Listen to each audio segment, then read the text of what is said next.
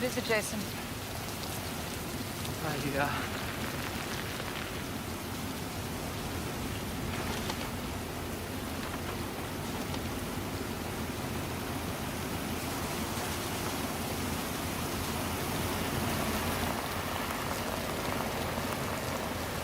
Is this a threat?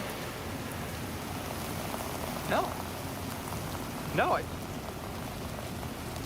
I just thought you should be aware. Just take care of it, Jason.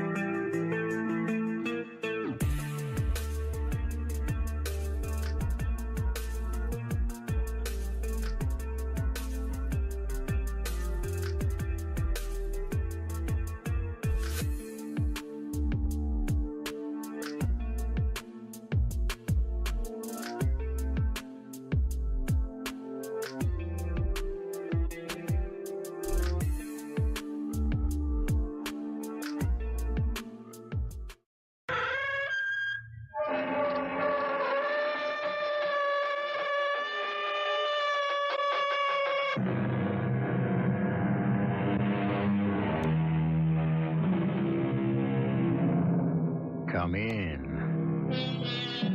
Welcome. I'm E.G. Marshall.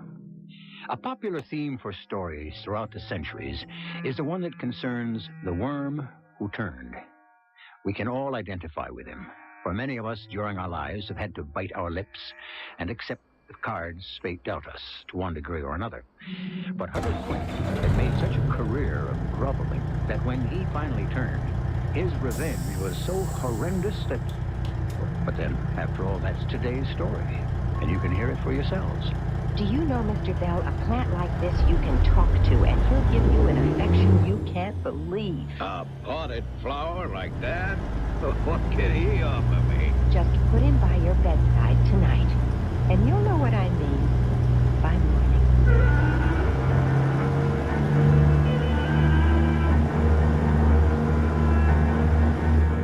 Our mystery drama, The Vampire Plant, was written especially for the Mystery Theater by Ian Martin and stars Robert Dryden. It is sponsored in part by True Value Hardware Stores. I'll be back shortly with Act One.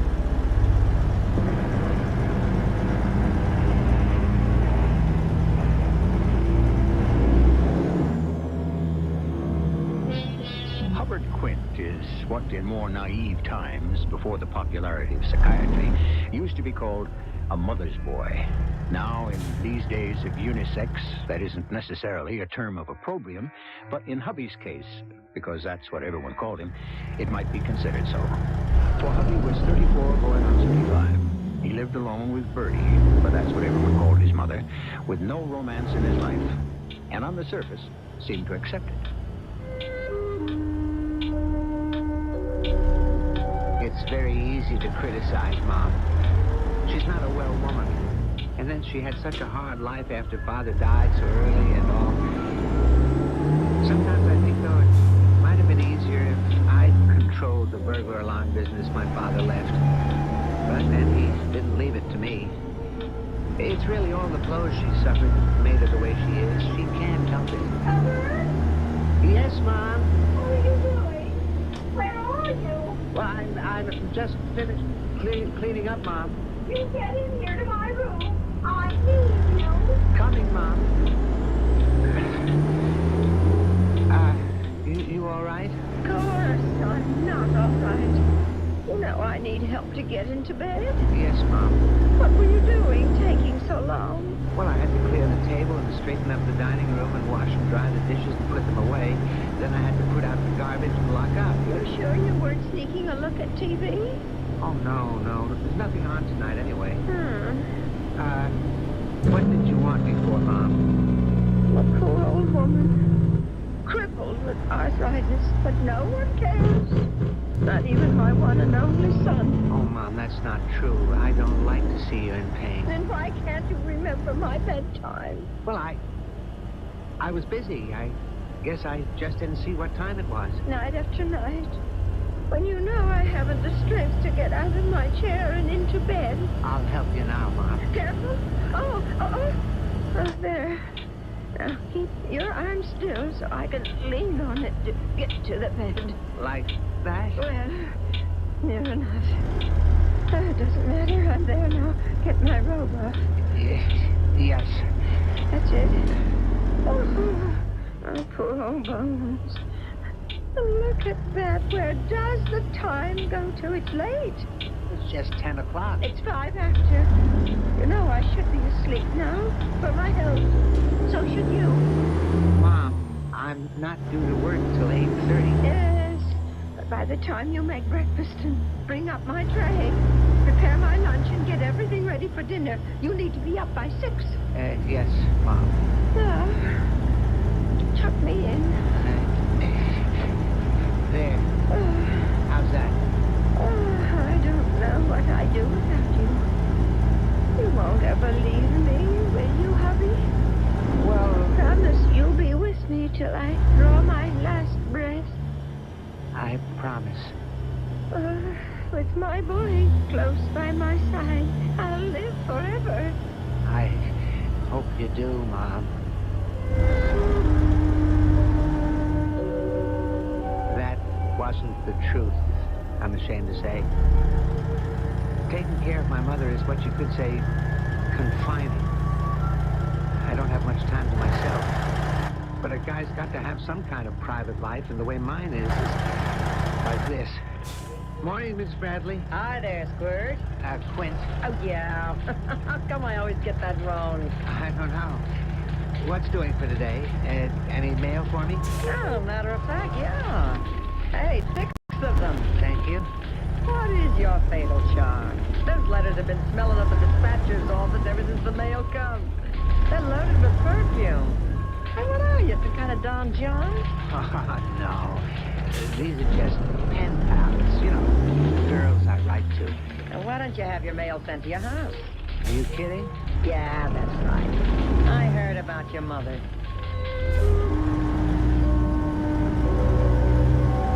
If you're kind of tied down the way I am, the only chance you get to meet some nice girls is to be a pen pal. I don't give my home address. I mean, Mom might happen on the letters, and I wouldn't want her to think anything about them. I don't want to give her a stroke or nothing. Only this time, boy, the one from Dolores was a rocker. And so, my dear Hubbard, luck or some kind of God made me winner of the weekly sweepstake and gives me enough money to come winging home to you. I shall be able to meet you at last, face to face. I shall be staying at the YWCA. Call me there and tell me when or where I can at last spread my wings and bring you into their shelter. You're more than a pen pal.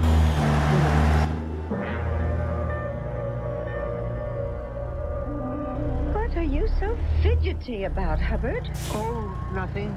It's kind of late. Long past my bedtime. You can turn off my light. You better get off to sleep yourself. Yes, Mom. Good night. Sweet dreams. Same to you.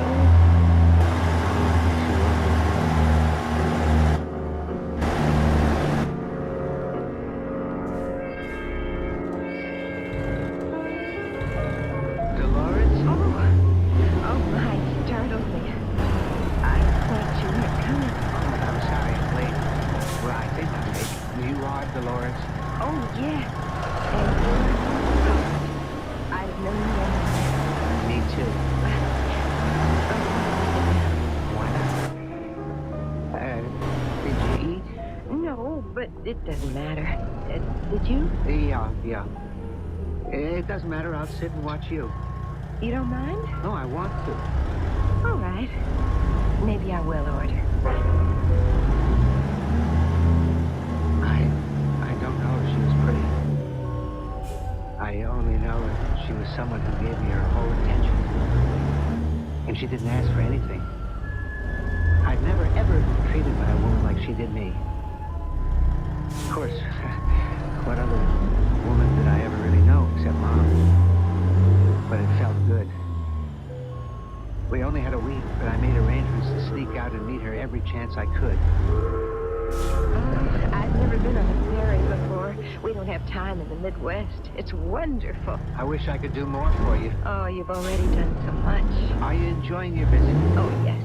I just wish it could be more than that. So do I.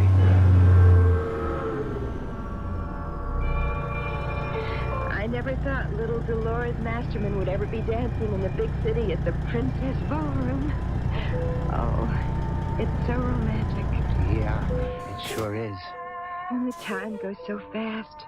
A couple of days, I'll have to go back home. I don't want you to do that. Hub, I have to. I'm out of money. Have to get back to my job at the toy store. No, if you go all the way back there, I'll never see you again. I know it.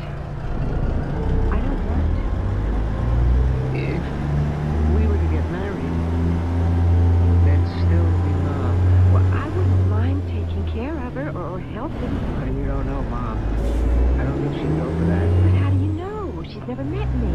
Couldn't you give it a chance? No, I don't think that I didn't tell you yet. I brought her a present, a real nice plant, one of my favorites. I think Hilo and Durantis might help change her mind. What? I don't get you. Oh, Hub, you don't know about plants. They're what kept me alive all these lonely years. The way you can talk to them, the way they respond. I still don't follow. Don't you know plants are just like people? You can talk to them and they answer back in their own way. You can train them to feel what you want them to feel. It's a scientific fact, like research has shown. And you think a plant is going to talk my mom into believing you and me should get married? Oh, I didn't mean that exactly, but isn't it worth the chance that me meeting her and giving her a nice plant could make it possible for us to be together always?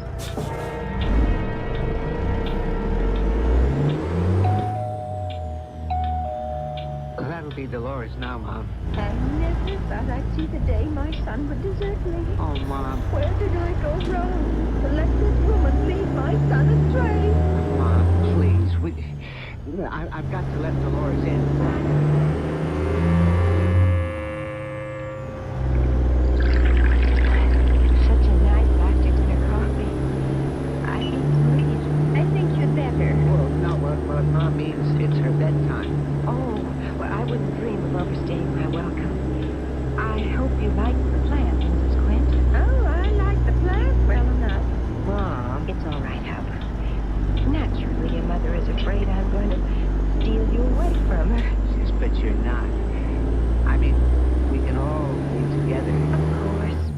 Things have worked out. Well, I'll say goodnight now, Mrs. Quint, and let you go to bed. I'll take the plant up to your mother's room. It doesn't look like so much now, maybe, but wait till you see it in bloom. Does it have to be watered? No, it finds its own moisture. Goodbye, Mrs. Quint. That's the word, Miss Masterman. Goodbye.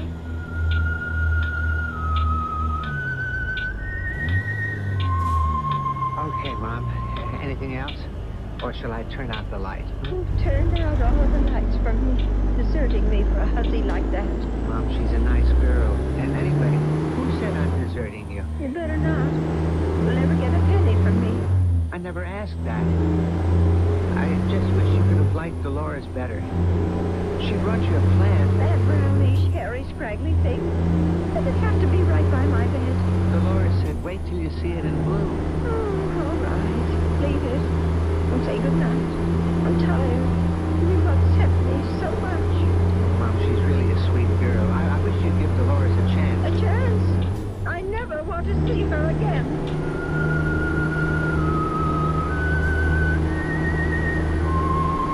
Mom, if I could wish. She never did. The next morning when I brought up the breakfast tray, the first thing I noticed was the plant in full heavy blood-red blossoms. The next thing was Mom, whiter than any ghost, with a dry, drained whiteness that made her seem to be made of powder, as if when you touched her, she would turn to that. I didn't even have to put down the tray to know she was dead.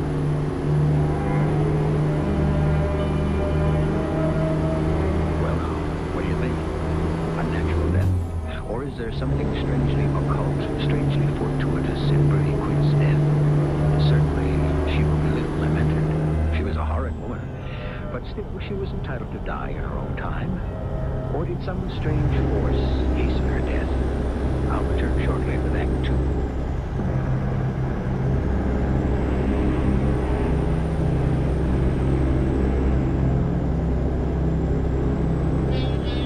Bertie Quint has died, unexpectedly and fortunately for her son, Hubbard Quint.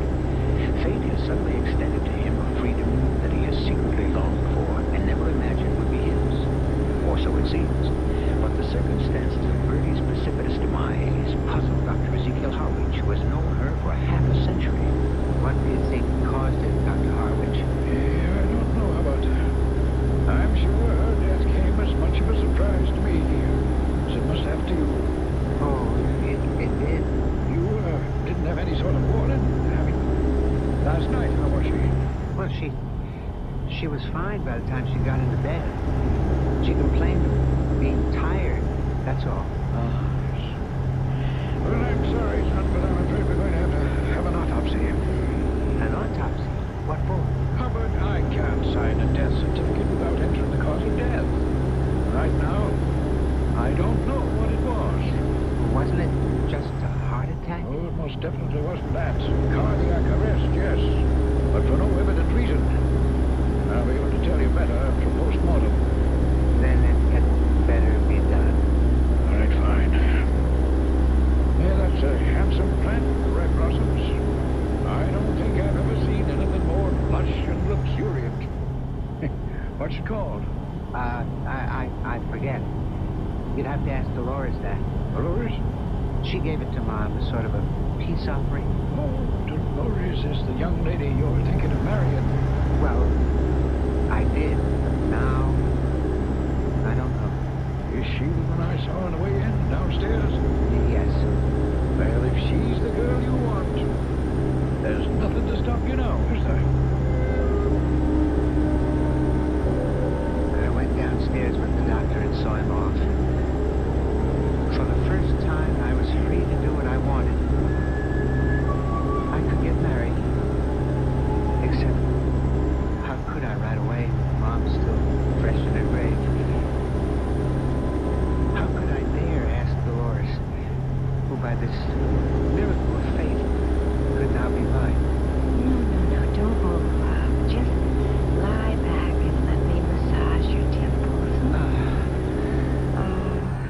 You poor boy.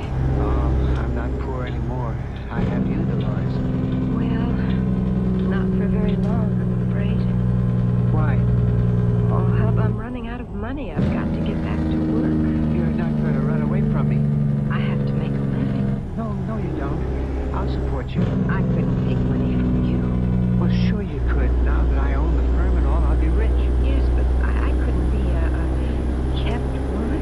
Oh, no, it wouldn't be like that. I mean, only till we can get married. Married? Oh, Hub, when? Well, Mom just passed away. A year, maybe. 6 months. You might be tired of me by then. No, I would never be tired of you. Would you be my wife? Oh, Hub, if you asked me, yes. Could you wait a couple of weeks? I mean, just till I can bury Mom properly. I was in a daze from the moment Dolores said she'd marry me. A kind of mood of haze. So much so, I found it hard to understand what Dr. Harwich was trying to tell me the following morning about the autopsy. I never saw anything like it in all my years as a physician. Every red cell in the blood had disappeared. The remaining white cells seemed to have literally dried up the fluid. Some kind of incredibly pernicious anemia, I don't know what. None of us do. You mean it was some kind of a disease or something? Some kind, yes. But nothing, so far as I know, that medical science has diagnosed. But, I've taken specimens of all the internal organs, arteries, veins, what remained of the blood fluid, and we'll keep at it. Hope to come up with an answer. Is it all right to bury Mom now? Oh, of course, my boy. The death certificate has been issued, and I'm sorry to bother you with these medical details in the midst of your grief. Oh, no, that wasn't exactly why I asked. I just wanted to make sure because I'm going to be married. Married? Oh, yes, of course, to that girl who gave your mother that beautiful plant. Yes, Dolores. When are you going to be married? In 2 weeks. Oh, do you think people will think that's too soon?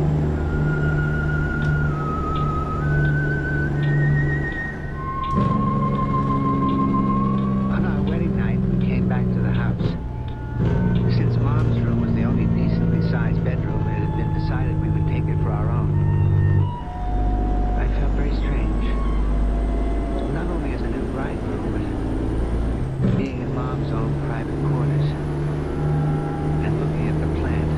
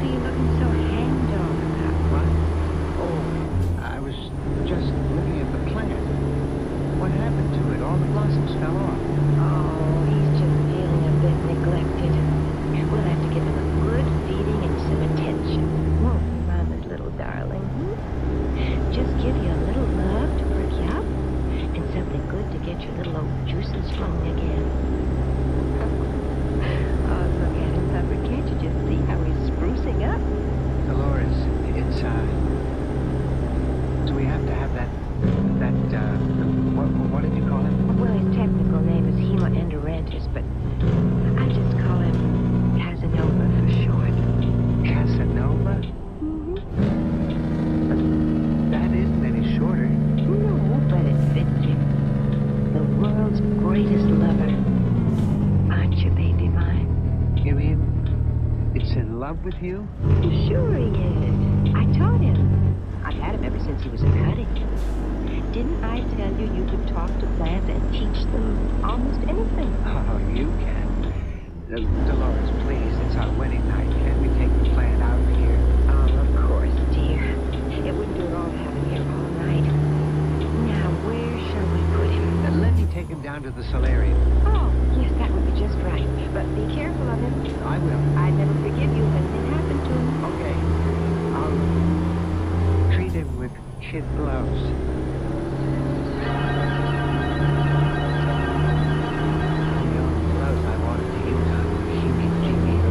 Whatever his last name was, 8-ounce ones, or bare fists. Some heck of a note that I'd finally get to my wedding night and find myself jealous of a plan. Zach, it's hard to remember when Dolores changed.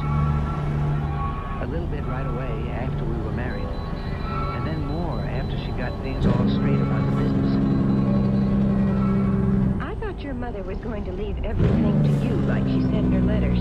Well, she did. Not the way I heard the lawyer we just left tell it. Well, what do you mean? Mr. Riddle said the business was left to you with the provision that Mr. Bell continued to run it till his retirement or death. Well, that's right. He's always managed it ever since my father died. Your father left the burglar alarm company to your mother? Yes. And she hired Mr. Bell? Yes. Well, didn't you know enough to run it? Well, yes. Well, then why didn't she put you in charge? Well, Mr. Bell had seniority, and he... I guess that's the way Mom wanted it. Mm-hmm. To keep you under her thumb. Well, your mom is dead now, and we're going to change a few things. Well, change what? As of now, Mr. Bell is out. Why should we share any profits with him? But he can't be out. It says in Mom's will that We can't push him out. We'll find some other way to get rid of him.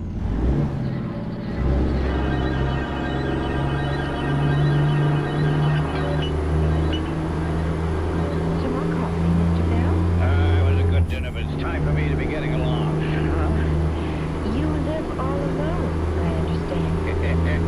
Just an old bachelor. Oh, well then I'll have to give you a present to keep you company.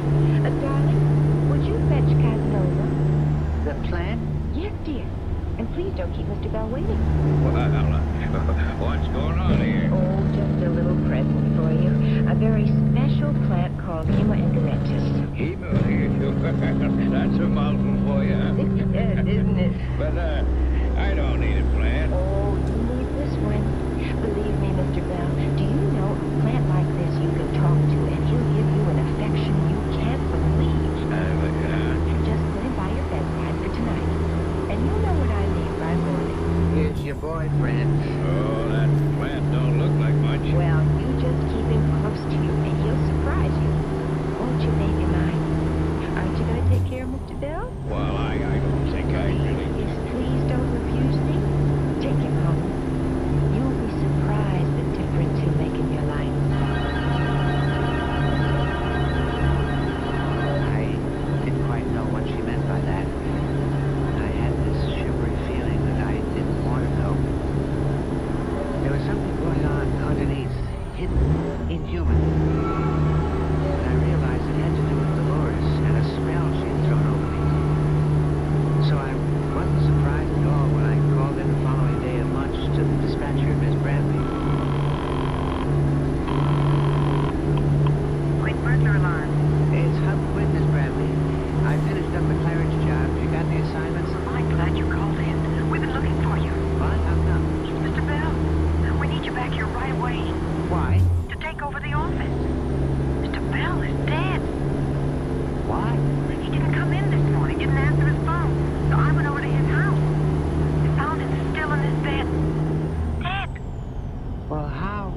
Well, that's what no one seems to know. Police, doctors, no one. Tell me something, Miss Bradley. Did he have a plant near his bed? A plant? Oh, yeah. A big, gorgeous one with bright red flowers and long trailing stuff. I was afraid of that. Listen, is his house open? No. After everyone left, I closed up and took the key. You have it with you now? Yeah. Then meet me there right away.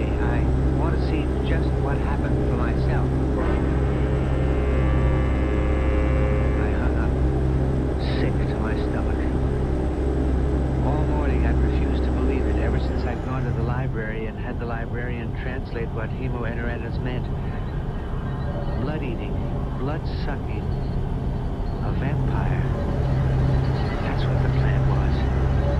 And if Mr. Bell's death showed the same symptoms as Mom's, where was I? What could I prove? Who's going to believe me? And worst of all, what was the woman I married?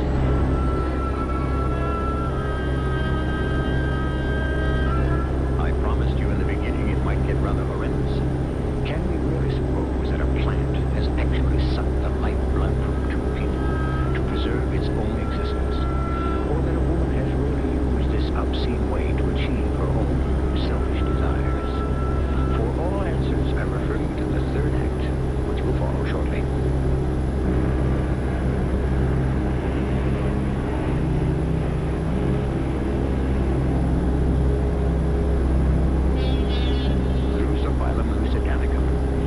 I mention that tongue twister not to display my erudition, but because I looked it up in the dictionary. It's the Latin name for a cannibal plant that snares and eats flies. And there are sea anemones that devour small fish. What started me on this train of thought was Hubbard Quint's conviction that hemoenterosis, his wife's tame plant, had been responsible for 2 deaths. Was it possible that the English name for it, blood eater, was literally a true one? My head was splitting. I felt I must be going out of my mind. But once the thought was planted there, I shuddered at the mention of the word plant. I knew it had to be disproved or my life was over. I had to see Mr. Bell for myself before I took any further steps. Oh, there you are, Mr. Quint. I've been waiting for you. You didn't have to wait outside, Miss Bradley. I didn't feel like waiting inside with that corpse and all. Yes, I understand. Do you have the keys? Yeah, right here. You want to go in first? No, after you. Where is he? In the bedroom. That last door to the right. Should I come with you? Whatever you want. That's him. In the bed. I didn't expect anyone else. Oh, I've seen some dead people in my time. Family, friends, you know. I never seen a deceased so white and triumph. I mean, it's like you could blow on him and he just appeared like powder. She was right. He was chalk white, and had somehow shrunken. Against the brilliance of the red blossoms on the plant beside the bed, he seemed even more terribly dead than he was. If there is any way of being more than dead, what was it? I knew. He looked already embalmed, with all the blood drawn from his veins. Who was the doctor who saw him? I didn't know anyone else to call, so I called your doctor. Ezekiel Harwich? Yeah. Did I do something wrong? No, Miss Bradley, you did exactly right. Come on, I'll drop you at the office and go visit the doctor. But first, What are you doing? I'm taking this plant with me. It belongs to my wife. I'd just like to make sure if she wants it back.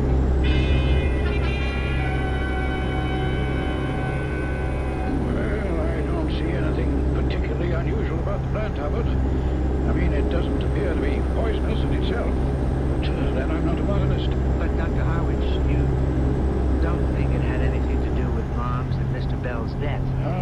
Indirectly, perhaps. Well, how? How much do you know about your wife's background, Hubbard? Could she perhaps have lived in the tropics of South America? Well, I don't think so. She never said. Why? Because I have some of the same ideas as you have.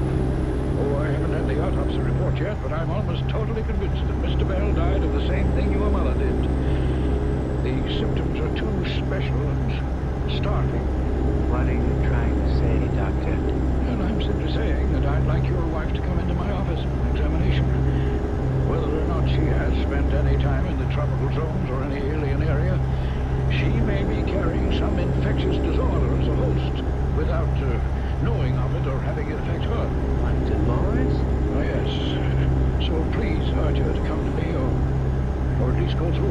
tests at the hospital. What about the plant? It's not a tropical one, and I doubt that the vegetable world can invade the human one quite yet. Still, if I were you, I'd burn the thing. If only to get the connection off your mind.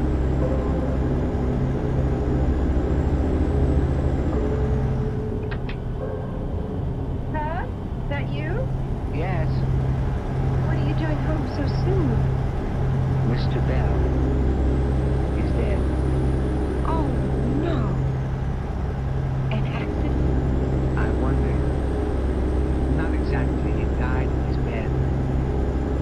In his sleep. Heart? No. What are you lugging at? What? It's my... Having up my plant. Where did you get it? Right beside Mr. Bell's bed. The one he died in. Oh, dear. I hope the poor man had a chance to enjoy it.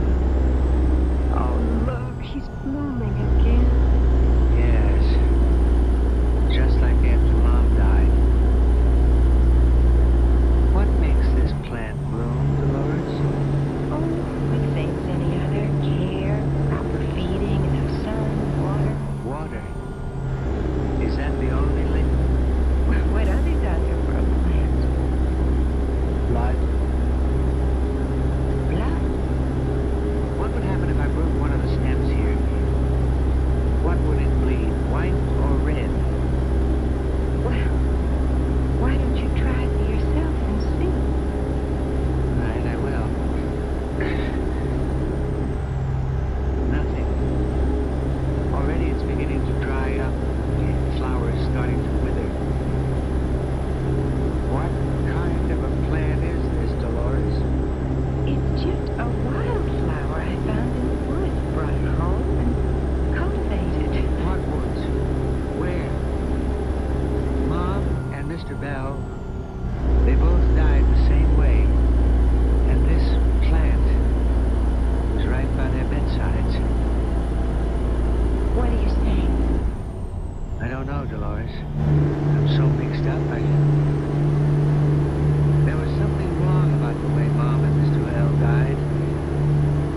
And you gave this plant to both of them. Are you suggesting I had anything to do with their deaths? I'm only trying to face facts. Oh, darling. Let's not talk anymore now. We are both upset and you're desperately tired. Let's just have dinner and a good sleep, and tomorrow, maybe we can face things more sensibly. I stuck the darn plant on the mantle. Found I was shivering. I lit the fire, which was already made, and went to stretch on my big armchair. Before I knew it, I was asleep. It was late when Dolores awoke me, and we had an almost silent dinner. After we cleaned up and were on our way to bed, we passed through the living room. I saw the plant. The blossoms were gone, dried up, as if they'd never been. What is it, huh? Look at it. It's gorged itself, and now it's looking around for another victim. What? The plant. Oh, how will you forget about that silly thing and go to bed?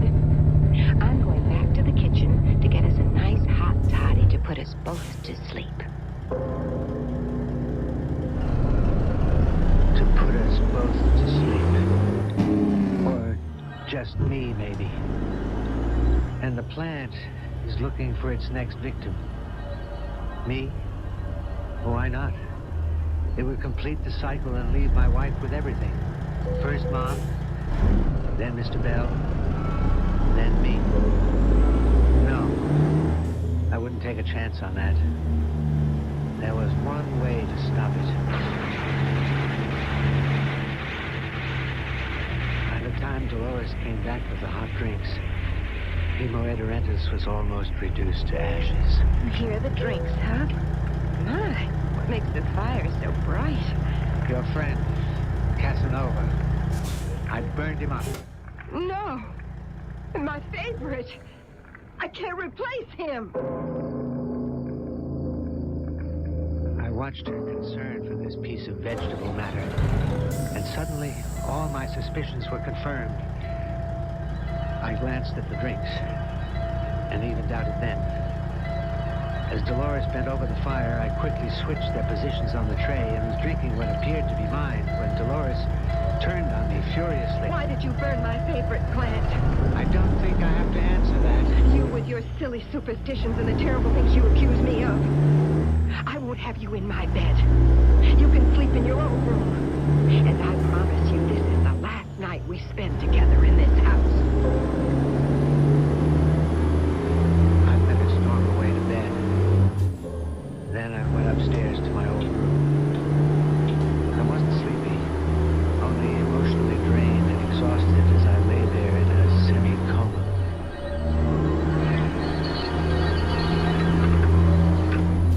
I don't know how much time had passed before I heard my door open stealthily. In some reflected glow from the moon, or perhaps a street light, I could see Dolores' figure outlined as she came towards me. She swayed as she walked, as if fighting sleep. As I'm sure she was, since she'd had my drink instead of her own. I lay still and kept breathing evenly as she looked down at me. Poor fool. I had to use you. You were my only chance. But there isn't any room for conscience now. Once I can have it all. You burned up the parent hub, but the children I saved. And a child learns very fast. Has a huge hunger. Oh, there you are, my darling. My hungry darling. Eat and drink and suck his life away. We have no use for him anymore.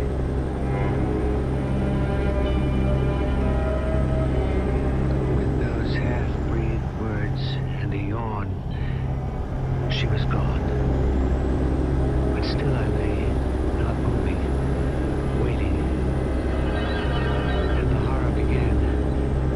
First, it was the lightest touch across my cheek, then on my bare shoulder, and the feeling of suction in each wave of movement.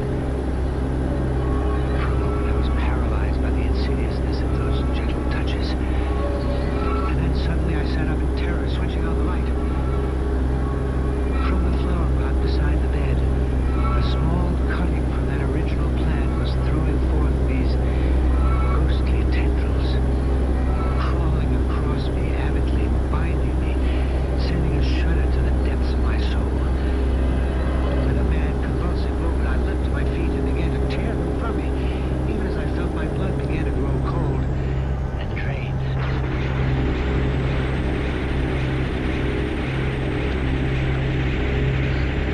The pot in my hand came into my mother's room, where Dolores lay asleep, drugged by the drink she had meant for me.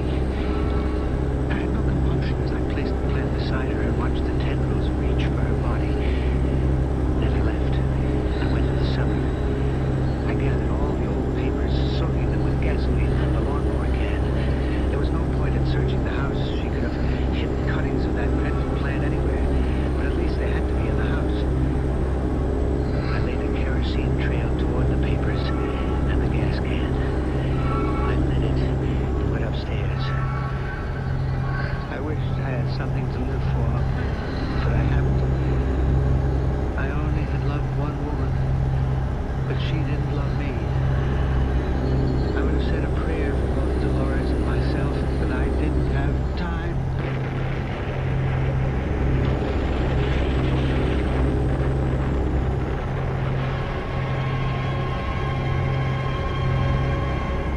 I can hear some of you saying, I just don't believe it. I've never known of a man-eating plant. Well, quite so. But then, I've never been lost in the Bermuda Triangle, or seen a UFO, I'm sure, or experienced teletransportation or reincarnation. I'll be back shortly.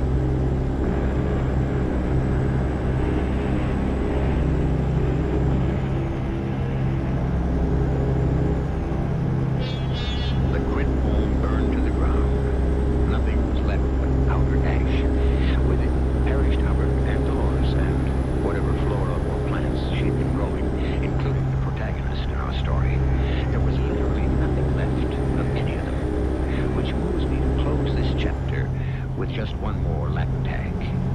E mortuis ne nisi bonum. Let us speak only good of the dead. Our cast included Robert Dryden, Joan Shea, Terry Keane, and Ian Martin. The entire production was under the direction of Hyman Brown.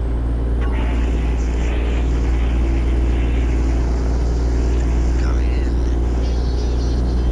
Welcome. I'm E.G. Marshall. It is a generally accepted theory that no man is all good or all bad. That there is a mixture of both in all of us. That we are all, in some degree, Dr. Jekyll and Mr. Hyde. But is it possible that a man could be all evil, all selfish, all destructive, without a single saving grace? This is a study of such a man. Lord, the old goat never die. The bishop is dead. He asked for you at the last. You heard me, Carl. I hear you. Of course I did. And now, by heaven, you're going to hear me. Asked for me, did he? That slavering old hypocrite. Carl. He could no more stand the sight of me than I of him. But now he's gone, and there's nothing to stop me. The estate is mine. That money is mine. Now I can rock the rafters, the 7 deadly sins, the 10 commandments. I'm going to commit all the first, and I'll break all the second.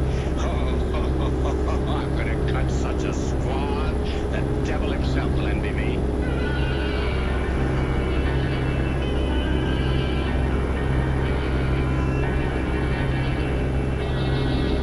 Our mystery drama, Markheim, Man or Monster, was suggested by the Robert Louis Stevenson classic and was written especially for the Mystery Theater by Ian Martin and stars Kevin McCarthy.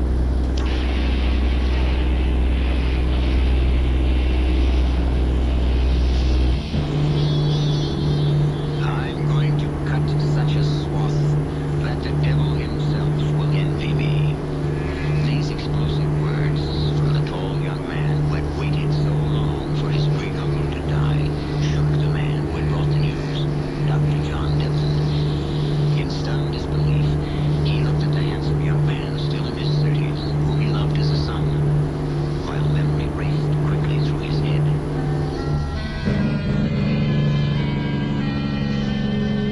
I had known Karl Markheim all his life. I should. I brought him into the world. Perhaps what I should be saying is I thought I had known him. Oh, I realized that beneath the dark, Byronic beauty of his physical presence and his magnetic charm, he was lazy and shiftless and frequently arrogant. But since his parents' death, I had stood in local veritas to him and accepted his faults as any parent eventually must do with a grown man. And yet, till this moment, I had failed to realize the ugly evilness that lurked deep within him. Carl, control yourself. You've lost your most loved and respected the great man we've just lost. Come with me quickly into the library till you can get hold of him. Oh, I can control myself, Uncle John. If I can keep myself at hand, swallow my bile all those years I had to scratch for handouts, how easy do you think it's going to be for me now that I'm king of the hill? Carl, boy, save some pity and sorrow for the poor old man. He was your great uncle. He was a family nemesis. He sat on the estate and the money, pontificating on the virtues of frugality and self-denial, refusing my father his share, pounding him into mediocrity, turning him into a fawning dog, killing him in the end. Then my mother with him, may he rot in hell. The bishop, well then, heaven, wherever he chooses, or wherever he was led, all I care for is that at last he is dead and I am alive and free. Oh, come, Uncle, let's start the festivities. I follow my foster son from the room, my old legs unable to keep up with the vigorous stride of his younger ones. I watch him pass among the guests, perfect picture of subdued grief and compassion. His tall figure above everyone as he moves through the crowd of mourners towards the Childers family, oldest and dearest friends of Carl's father and mother. watching him now. The thoughts that he has put into words in front of me. Carl, my dear boy, my deepest condolences. Thank you, Mr. Childers. I'm sorry too, Carl. I wish there was something I could do to help. Thank you, Grace. But it had to come eventually, didn't it? As it must to all men. And women too, I suppose. Oh, never to you, Mrs. Childers. You look like Grace's sister. Oh, now there's the wildest of compliments from a young man to a woman teetering on the edge of her prime. Nice, true enough, madam. Then you are in your prime, but far from the edge. You are very gallant. And you are very out of key for such a solemn occasion, Gertrude. Oh, I'm sorry, Winston. I certainly didn't mean to say or do anything inappropriate. When will the actual internment be, Carl? Oh, I'm afraid I'll have to ask Uncle John. He can tell you exactly what's planned. Oh, hello there, Dr. Devlin. Mr. Childers. Mrs. Childers, Grace. How do you do? Always a pleasure to see you, Dr. Devlin, even under these most unhappy circumstances. I've got to get a breath of air, Grace. You want to join me on the balcony? Oh, yes. Will you excuse us for a moment? Uncle John, I leave everything in your charge. I've got to get away, and Grace has been kind enough to offer to accompany me. Now, just a moment. I think we should let the young people have a moment alone to gather themselves together, as the rest of us must plan to do. Well, of course, darling, if you think so. You'll excuse us, then? By all means. Oh, look, Carl. There's a full moon. Lover's moon. Strange thing to have to equate with death. I can't imagine death. I can't even think how it might be. How could you? 18. 19. Almost 20. You growing up so soon, little Grace. I have been grown up for some time. And let's not go through any of that old routine about how you used to dangle me on your... Didn't I? Well, if you did, I was either much too old or you much too young. How old are you, anyway? Older than the pyramids. What? Before my great uncle died. Now, I've dropped a decade like a snake sloughs his skin. I'm back to my 20s, not my 30s. Oh, I wish you really believed that. Carl, I've been in love with you all my life. I wish you could see me as a woman. Grace, my dear. Carl, excuse me, but the undertakers are here. I think you ought to be with us to make the arrangements. Just call me Angel, Grace. The angel of death. As presumptive heir, I must spread my wings and fly to sit and hatch the golden eggs with all due pomp and ceremony. Oh, I'd love to call you Angel, but for very different reasons. And now you can afford a wife. You know, you are a very forward little minx and an attractive one. Carl, how are you coming? Oh, I wouldn't miss it for the world, Uncle John. I can't wait to be in at that death. I'm very displeased with you, Gertrude. Are you, Winston, dear? What about this time? Grace, sending her off with that great Markheim. You disapprove of young Markheim as a husband for Grace? He's not young. He's in his 30s, young enough, and now gloriously rich. And I'm sorry to disappoint you, my dear, but as family lawyer, I have withdrawn the bishop's will. The entire estate goes to the church, except for a small pittance to his grandnephew. Oh, no. Oh, Grace, the way she looks at him, you can see she adores him. And no, she does have money of her own. On which, as long as I have any say about it, she'll never lay a finger. I can't explain. I'm returning your daughter to you, safe and sound. If you'll excuse me, I understand the undertakers are here, and I shall be needed. Then we'll go. Grace, you and your mother go home. I shall stay for the reading of the will. So soon? If you prefer to wait. No, by all means. Let's have anything pleasant that we can on this unfortunately dreary occasion. I shall make all due haste to have the bishop transported to the mortician so that he can robe and prepare him for his lost retreat. Carl! Oh, forgive me, Mr. and Mrs. Childers, but Carl, you're keeping us waiting. If you'll excuse me. All right. I'm sorry, Uncle John. I didn't realize that the old boy was in that much of a hurry. I don't believe it. everything. The estate, this house, all the money to the church. You heard the will? I'll contest it. I'll drag it through every court. Now, easy, Carl, easy. He left you a yearly allowance. £1,000 a year? Well, that's not enough to keep me in cigars. I think the bishop had it in mind that it was high time for you to start earning your own living. Don't you look down your nose at me, you pompous fat. Carl, control yourself. It's quite all right, Dr. Devlin. I can well understand Markheim's disappointment. But time will accustom him to his new status in life. The will entitles him to stay on for 6 months in the house. It will take that long to clear probate anyhow. It'll never clear probate. I'll contest. That's your election. But let me warn you, Markheim. I drew this will, and it's ironclad. You can't break it. Besides, it'll cost money to contest, and it seems that's what you have, in your own words, very little of. Good day, gentlemen. Good day, Mr. Chills. Oh, that fat, supercilious, vulgar little... Oh, will you stop it?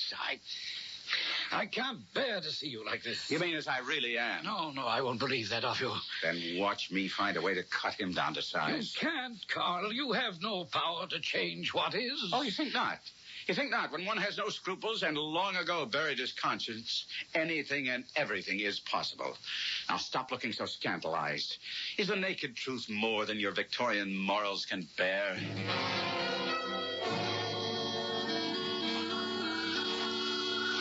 Oh, I'm so glad you came to dinner, Carl. Well, how could I refuse?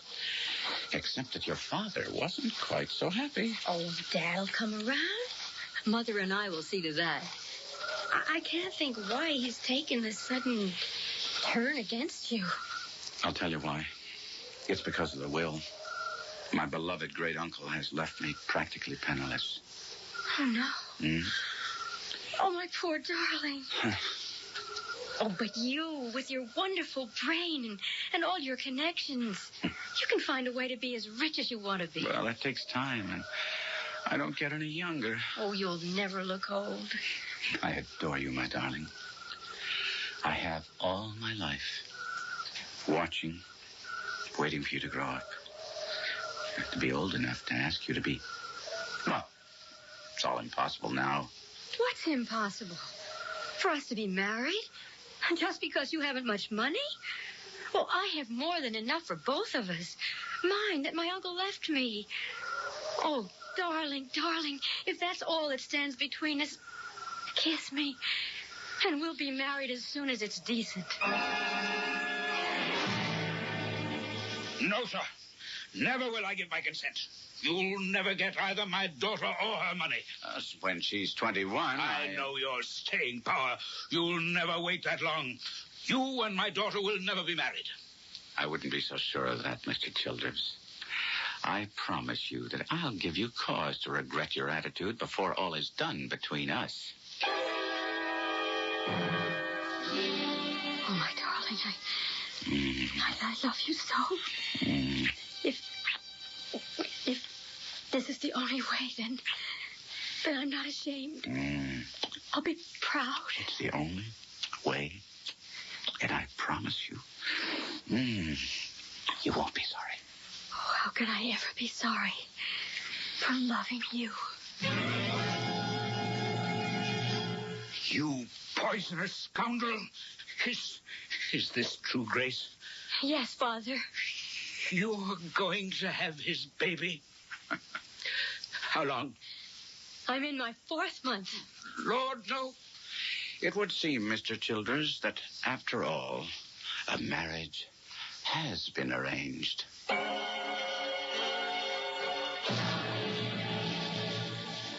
Without scruples or conscience, anything is possible. It would seem that Karl Markheim's statement is right. Let's see his score so far. Of the 7 capital sins, he has committed all but perhaps envy and gluttony. And he's only beginning to break the commandments. Can he reach his goal? I'll be back shortly with Act 2.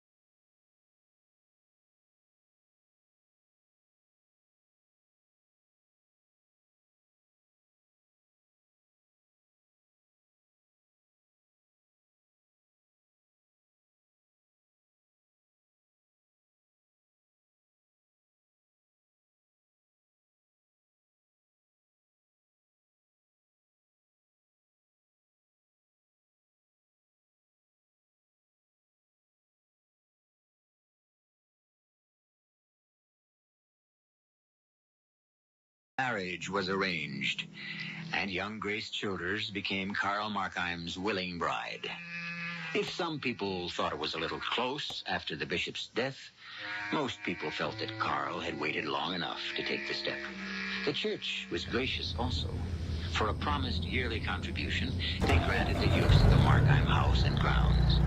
To people at large, only one thing was any different in this marriage, and that was that the newlyweds did not take their honeymoon immediately following the wedding.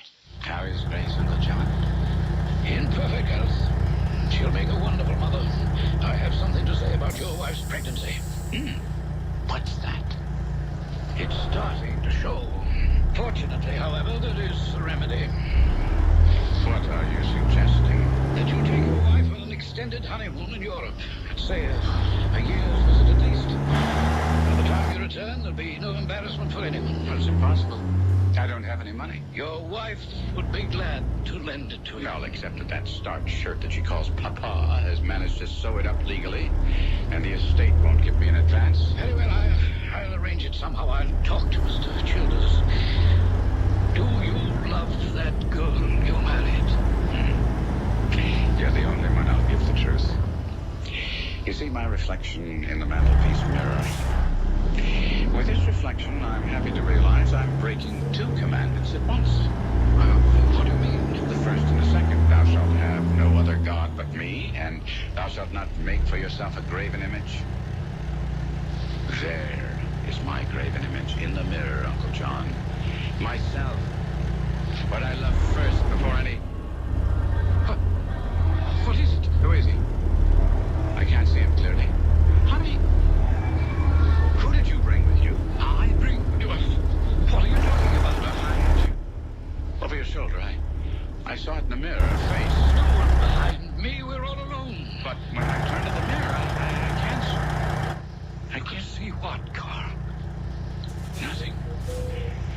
There's nothing there. No. I guess perhaps I've been too busy indulging the sixth of the seven deadly sins, gluttony, in my case, the bottle. Leaving only envy. You know something, Carl? I think you need this trip as much as that dear little wife of yours does. I think it might be the best hope for both of you. I'll talk to Childers and show him that without it, there'll be the devil to pay for all of you.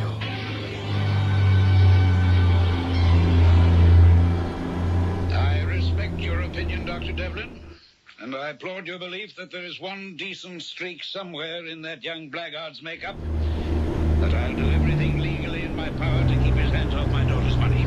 But it is her money. She's not of age. She's married and having a child. It seems to me age is irrelevant. What is irrelevant is my husband, Dr. Devlin. He's a century behind his times.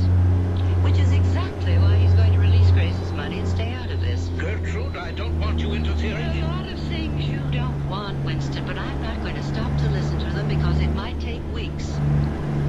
Now, you don't want to look like a fool. You don't want to be embarrassed among our acquaintances. What are you talking about? Well, you would call it your daughter's good name. I call it a spade. Your good name. Your reputation. Carl and Grace will have a child less than 5 months after they're married. If they have it here, it will be a laughing stock.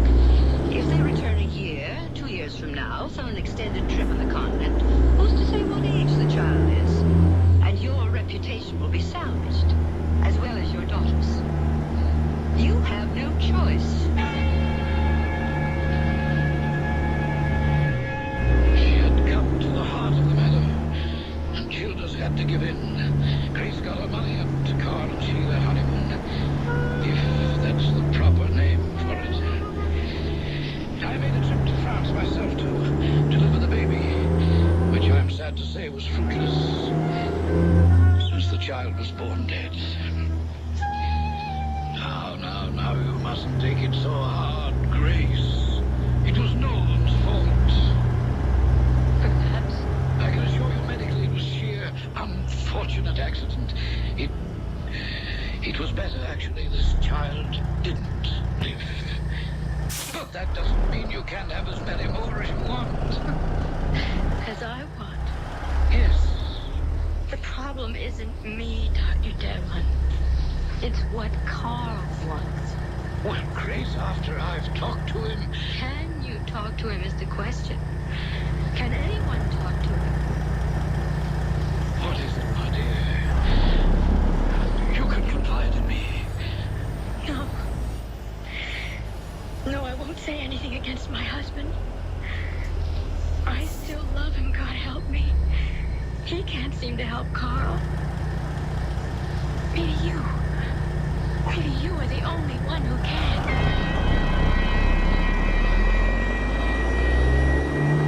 It was a sordid, sickening tale I learned from acquaintances and friends that Grace had made before I faced Carl himself.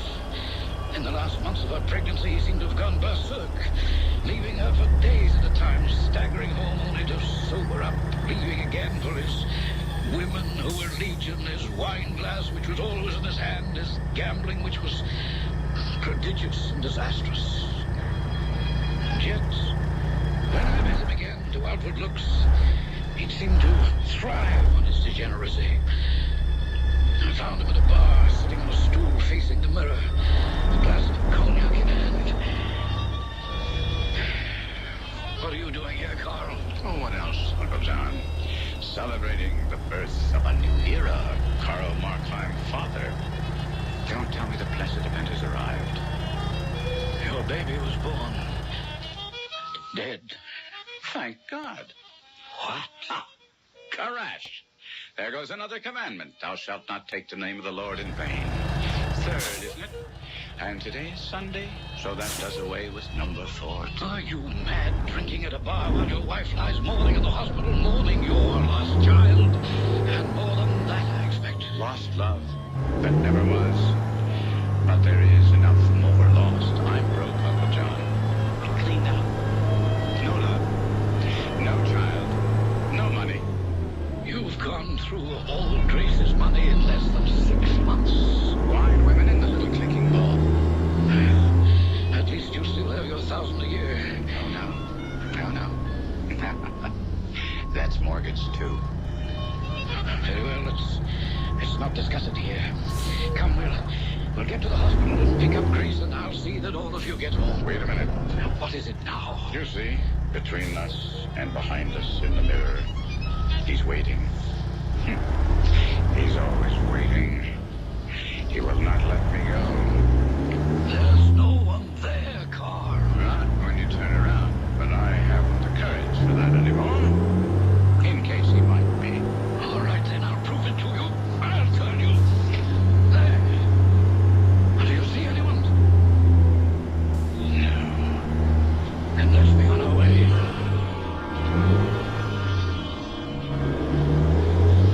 I was desperately worried about Carl, of course. But in the few days before we left France, he seemed to try out satisfactorily. Grace and he had a tearful reunion. And with our return to London, he appeared to take hold of himself. Grace and he seemed to have found some working arrangement, and I hesitated to interfere further. If only I hadn't. Not one penny. But Winston, if our daughter is actually starved, She can come home where she belongs. I love him. And we are not all that helpless. Really? Without money, what do you intend to live on? Markheim's wits? They haven't been very successful so far. That period of his life is past. He is working now. At what? He's investing. Without money? That's quite a trick. Well, he'll raise the money. He's assured me of that. How? Well, we still have the house, the furniture. We can sell those and get smaller quarters. Sell the house and the Gertrude? Yes, Winston. Perhaps I am too hard on Markheim. Money I can't give him.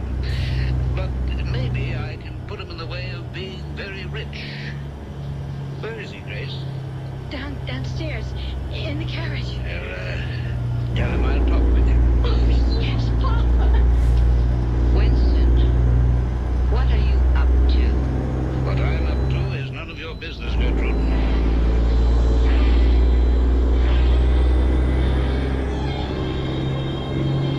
I won't pretend to have any love for you, Markheim, and I've no money to lend you. But for my daughter's sake, I will allow you this one last chance. The name of the stock. Southern Rhodesian Rand. Now you see how much of it I'm holding. I bought every share I could afford. And you're sure it's a bonanza? Mark, I'm their lawyer. They've discovered the greatest mother lode of gold since the Comstock in America. We'll make millionaires. Is there stock available? Yes, still. I can arrange that for you through my broker. Strictly cash. After Monday, when the news will break, there won't be a share left. You've 3 days left, remember. Good Friday, the exchange will be closed. I'll have the money before then. By hook or by crook.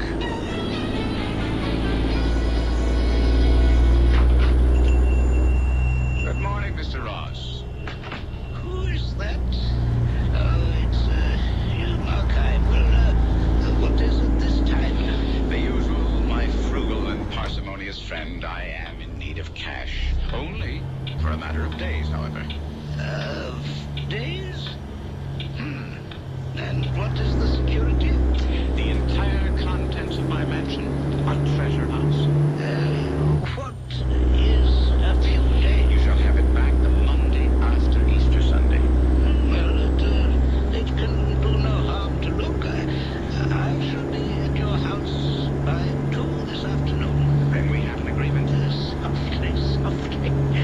First, let's let the cat out of the bag. I do not intend to buy a pig in a poke. Carl? Yes, Grace? Did you get them? Yes. 5,000 shares at £2 apiece. By Monday or Tuesday, it'll be past £100 and climbing. We're rich, Grace. Rich for the rest of our lives. I'm so glad. Particularly since it's all thanks to Papa. No thanks to me. It was for you he did it. If this stock should fail me. But it won't, not if Papa. Yes, thank heaven I have that security. He's holding as much of it as I am. Then try to forgive and forget it. Carl, come to the country with us for an old-fashioned Easter. And let's be a real family at last. Oh, damn it, I couldn't stomach that whole weekend. I'll make a bargain. You go up tomorrow with him and I'll join you on Sunday. I'm quite sure one day will be all your father and I can stand of each other.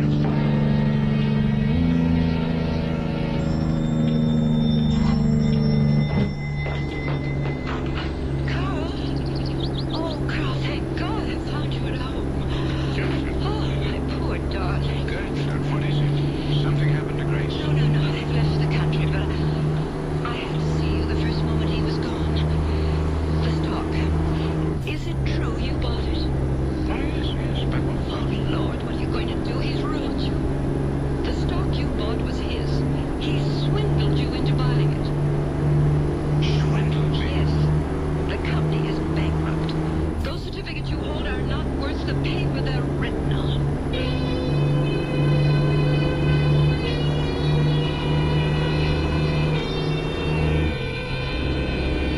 For a moment, Markheim stares at Gertrude in utter incredulity. Then, as he turns in a fury to slam his fist against the wall, there, in the hall mirror, he sees his reflection and Gertrude's. And behind them, smiling with an almost satanic glee, the face of the man taunts and haunts him. I'll return shortly with Act 3.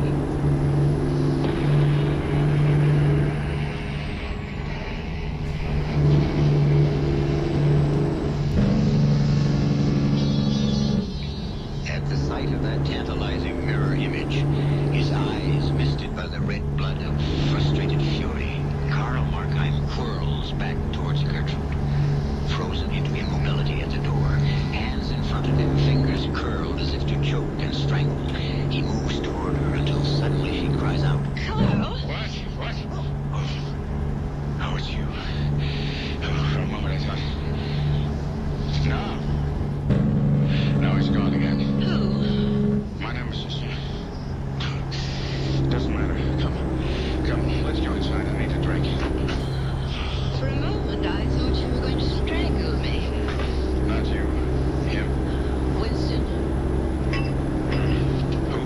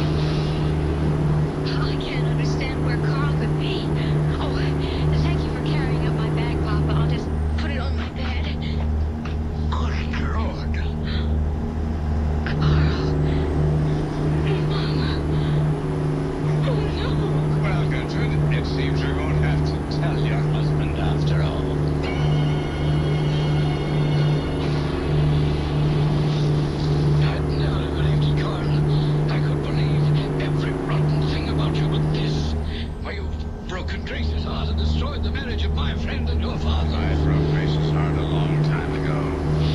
She's lucky to be free at last. As for your friend and my father... Oh, yes, Gertrude told me what he'd done to you.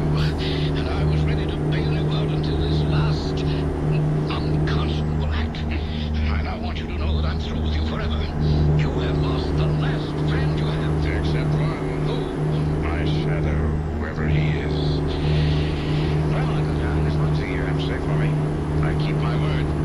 Oh, I said I'd commit every deadly sin and break every holy commandment. I've only one to go. And then I'll take care of tomorrow.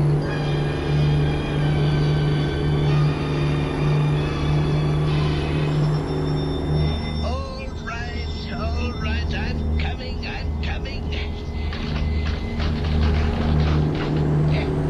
I might have known. You, Markheim. Who else would have the gall? Easter Sunday. Well, come in. You know I'm alone and that I make a point of refusing business on a holy day. I come to buy, not to sell. I seek an Easter present for a lady which I must present tonight. So be it. You're an old customer, so, let's see. Now, here's a pretty thing, this, hand glass. 15th century, see how clear it mirrors. Too clear. I see him all too plain. Look here, do you see him? I see my own reflection. Let me look again. No. There he still is. My God, I'll be rid of him at last. There's an unkind, unseemly thing to do, to destroy so wantonly. And here is an even unkinder. You stabbed me. Why? Yeah, because I came here to complete an old vow and start a new life. Where do you keep your money? Buddy, no. Help me. I'm dying. Die then. I picked up the guttering candle. I wanted to flee to the safety of my bed. I've done a deed and was framed to profit. I moved about, pocketing whatever I could find of value all the time. My mind racing tells me I should have chosen a quiet hour, arranged an alibi, not abused a knife that belonged to me. That made me move towards the corpse and pull it free. And then I saw the keys. There was money. Much money. Enough money to save me, hidden somewhere in this house. I must find it. Perhaps an hour later, I was upstairs, ransacking the place desperately, when the voice spoke. You are looking for the money, I believe. I whirled. It was him. My mirror clogged at last, face to face in life. He seemed commonplace enough, and his voice was kind and gentle. I tried to answer, but none would come. I was frozen. You know, you have long been a favorite of mine. I have long observed you, as you were aware, and often sought to help you. What are you? The devil? What I may be cannot affect the service I propose to render you. No, never. Not by you. You do not know me yet. Oh, I know you. I know you to the soul. Know me? How can you know me? My life's a travesty and a slander of myself. I've lived to belie my own nature as all men do. Very feelingly expressed. But time flies. Shall I help you? I, who know all. Shall I tell you where to find the money? For what price? No, I offer you the service as an Easter gift. No. No, thank you. I take nothing directly at your hands. It may seem incredulous for all I've done, but I still cannot commit myself to hell. Why must you doubt that I have any heart? I was once an angel, too, you must remember. The devil. Why must all men mistake my purpose? I am here to try you, not to enslave you.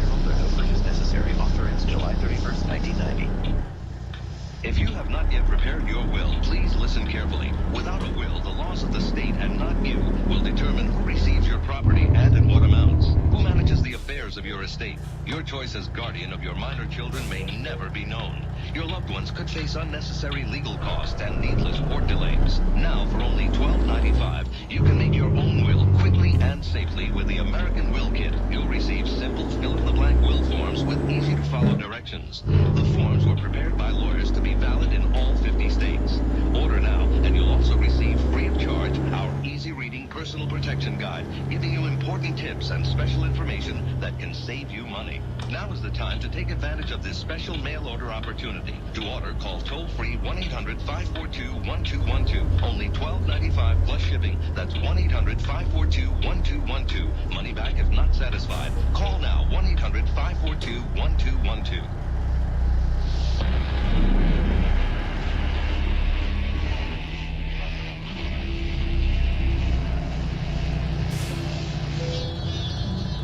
So in the end, we return to our original question.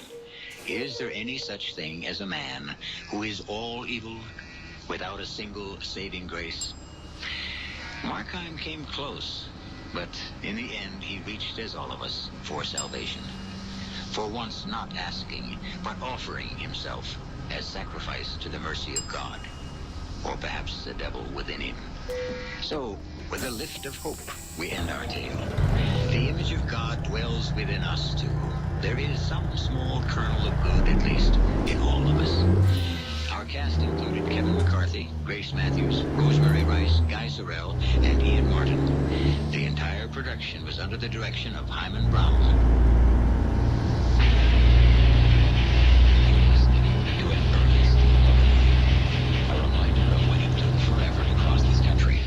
And when people with epilepsy had little hope of a normal life.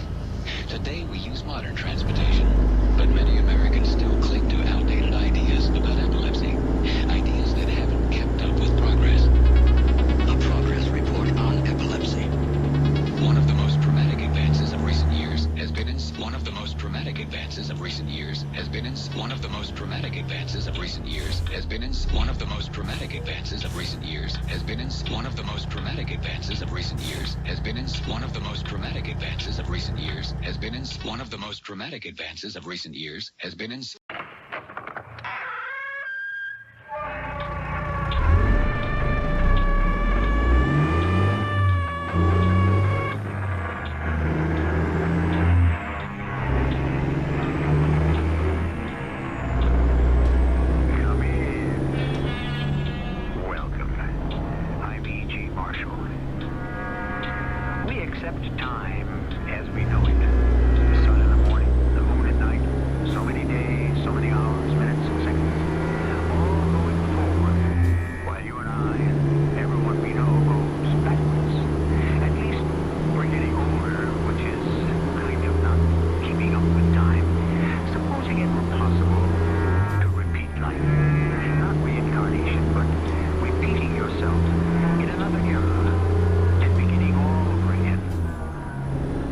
Premise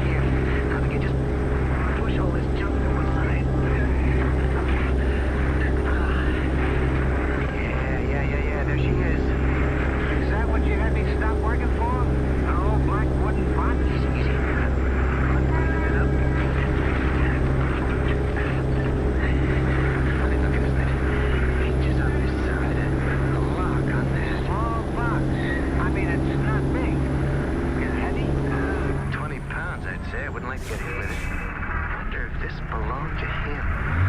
Looks old enough. Mr. Howard, do you mind? Take the box and let's get off the truck. 2 other trucks are lining up over there. I gotta get going. Crazy, this old box. Well made. Hey, you see those 2 holes drilled into the top about 2 inches apart? You haven't got a screwdriver on your Mac. I'd like to see what's inside this. Like, maybe I could pry it open with my fingernails.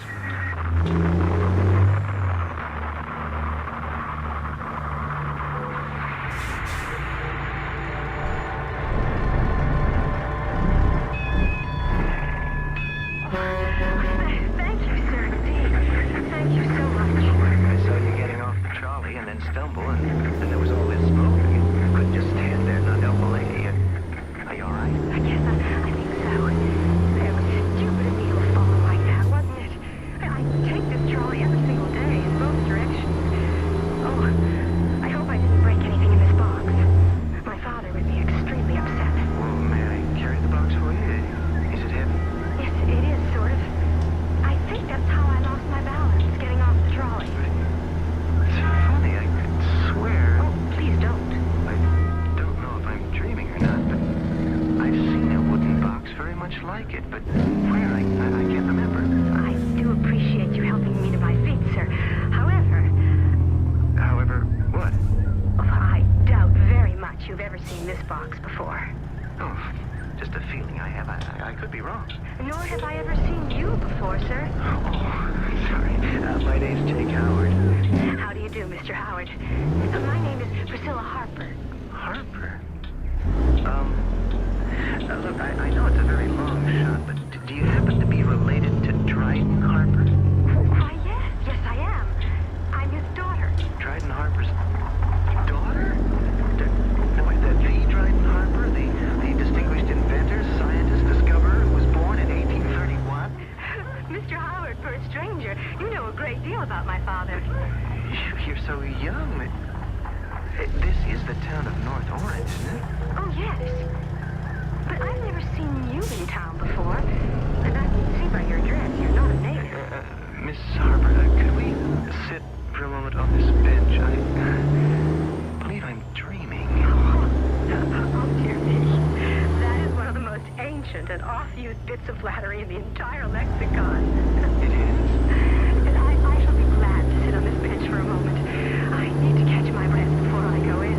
Now, you are Dryden Harper's daughter, and you are sitting here, dressed in, perfectly ordinary street clothes. Yes, you're sitting here, and I'm sitting here. Are you quite well, Mr. Howard? Amazing. Oh, excuse me. You were saying you travel on this trolley car, and, Well, I'm coming home now, actually. My father had asked me to bring this box to a fellow scientist at the other end of town. So I went, but when I got there, he wasn't home. I've wasted my entire morning. Wouldn't it? I mean, why didn't you phone him in advance to make sure he was home? Phone him?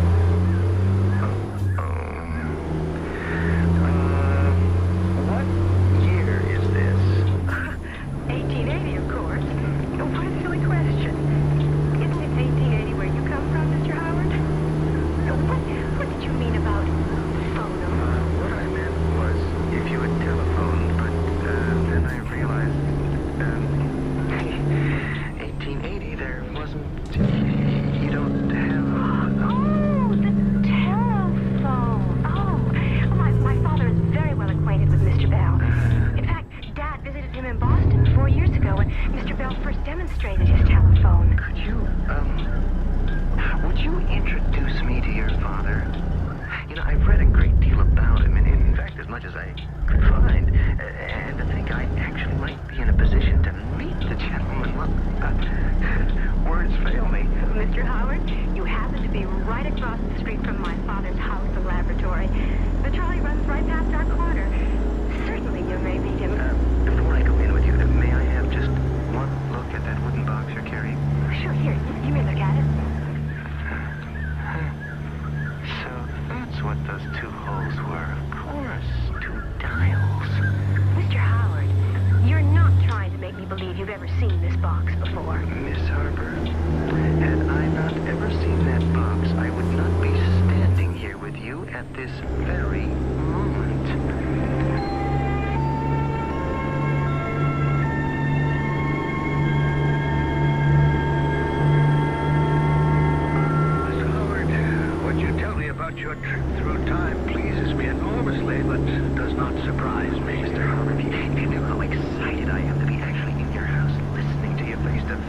I don't know how to say it any better. Well, thank you. It was my time box you found up there in 1980. Pretty bashed about, I gather, but still active. But now, what about Bell and Edison? They haven't written anything about you. We have to know Tom Edison and Alex Bell. You might say there's a professional rivalry between us, so I'm not surprised they didn't mention my name. Of course, neither of them have any idea about my time box. Oh, well, if I get to meet them, you may be sure I won't say a word either. You find my time box 100 years into the future, and it manages to convey you to our century. As I said, mom's the word about that. May I ask, Mr. Howard, now that you're here, what do you intend to do? Well, Mrs. Harper, I haven't given it a moment's thought. Fortunately, I'm a single man, no wife, no family. An orphan, in fact, so my disappearing from my own century at the corner of 3rd and Main isn't going to worry too many people. It occurs to me, Priscilla, perhaps this young man from 100 years yet to come might help us. How? Along the lines we were discussing last night. Dad, I wish you'd just stop using the time box for that stupid experiment. It isn't going to do you any good. I'm not ever going to stop seeing Hans. I don't care if you materialize Socrates or Shakespeare to come here and argue with me. Nobody and nothing in the world is going to put a stop to my friendship with Hans. Priscilla, you know what's been happening here in North Orange the past 4 months? I couldn't bear to think my own daughter could come to the same fate. Nothing's going to happen to me. Your suspicions are ridiculous. My own daughter may be next. Mr. Howard, I'd like you to stay for dinner. There's something I would very much like to discuss with you. Dad, why can't you be reasonable about this? There is nothing, absolutely nothing to connect the man I love with the deaths of all those girls. Quite a situation we have here.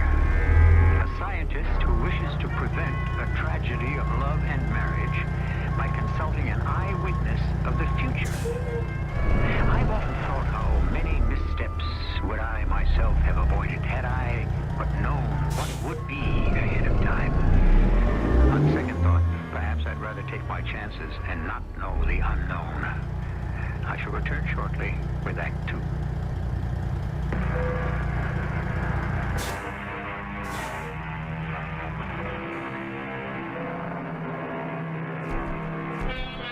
Jake Howard's daily column called The Orange Box will suddenly stop appearing in 1980 because, unwittingly, he has found himself in the same town, his hometown, on the same street corner 100 years earlier. Where a hole was being excavated, now stands a house, and in it lives a little-known scientific genius, one Dryden Harper and his daughter Patricia. Supposing someone from the year 2080 suddenly appeared on your doorstep. There's a great deal you'd like to know also, isn't there? Mr. Howard, I must talk to you. Would you stay to dinner? Oh, I couldn't. I just couldn't. All I wanted to do was to meet you and chew the fat, find out what makes you tick, Chew the fat? Yeah. There isn't much on record about you except your notes, which I found in the Library of Congress. To a scientist, what a boon to meet a man from the future. Priscilla, can we forget our differences for now? There's still time to do the necessary marketing for dinner. Well, my daughter, sir, is an excellent cook, a quality she inherited from her mother, God rest her soul. But we don't know the first thing about Mr. Howard, Dad. Miss Harper, my interest in your father is quite genuine. Priscilla, how can you doubt Mr. Howard's veracity? Do you think my time box didn't work? Have you ever seen clothing like he's wearing? What are those blue cloth trousers anyway? Blue jeans. Blue jeans. I never. Priscilla, who have you heard talking about a steam shovel, chewing fat? What else? Oh, yes. What makes me tick? I tell you this, daughter. If Jake here is a charlatan and pretending to have come from 100 years away, so be it. At least I'll enjoy his performance.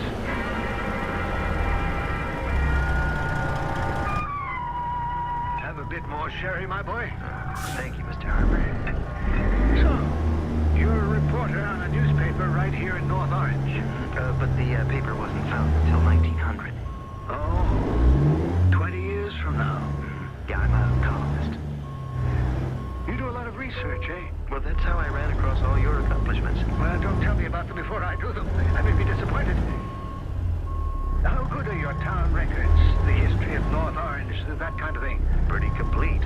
We've got records of people who lived here since, 1790. That's what my newspaper column is all about, the history of the town. What's that time?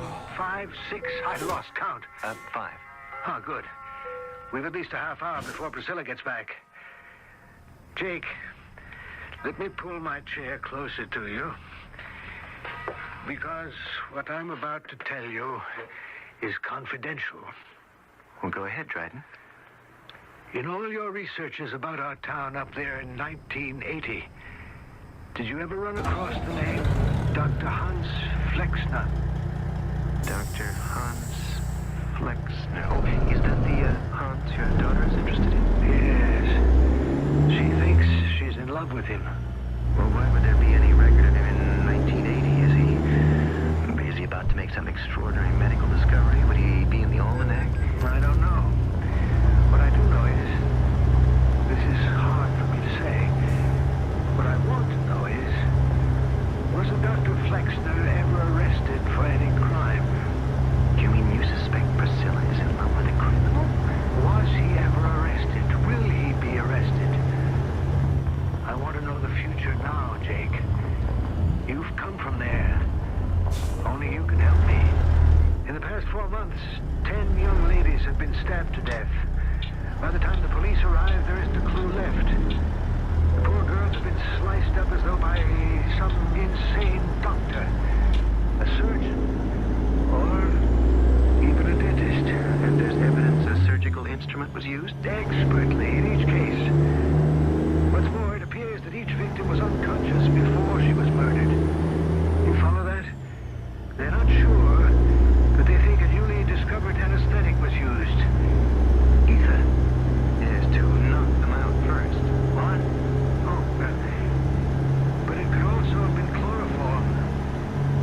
That's why I say the murderer could also be a dentist. And what's that got to do with Dr. Hans Flexner? Hans Flexner is a dentist. Sorry it took so long.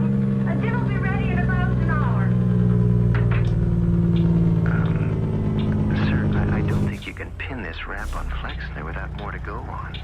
Now, did they find any of the murder weapons? Yes, one. A surgeon's scalpel. Nothing identifying on the scalpel, I suppose. How could there be? Hopeless. Well, if you don't catch the murder in the act, I don't think you people have much of a chance. It's unsolvable. That's how you happen to be here tonight, Jake. How come? I was using my time box to help me be a detective. Something went wrong with the timing, and here you are. Do you have a place to live in while you're visiting this century? Well, no, I haven't. Then you'll sleep here. After all, I'm responsible for the whole thing.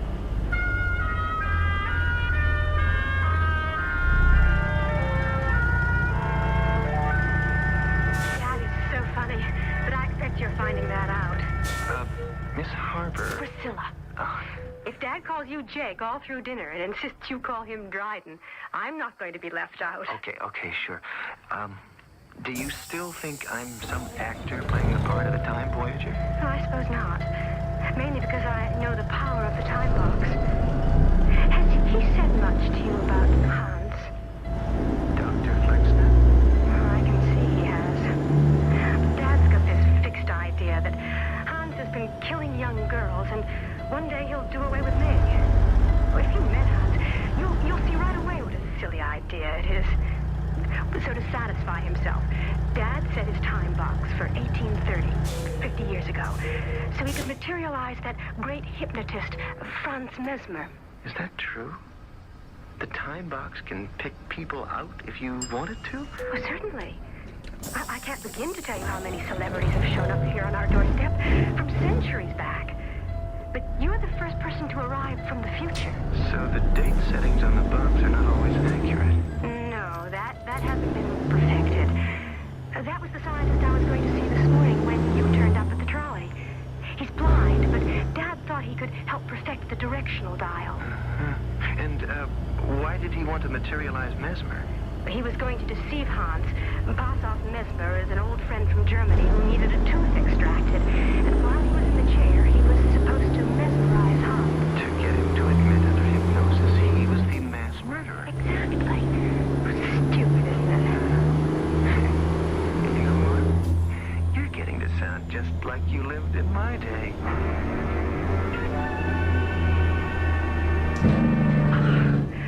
Oh, Hans, I'm so glad to be with you at last. I hear you have a visitor at your house, Liebchen. A friend of Dad's. Who is he, an inventor? Oh, no, he's a newspaper man. I see.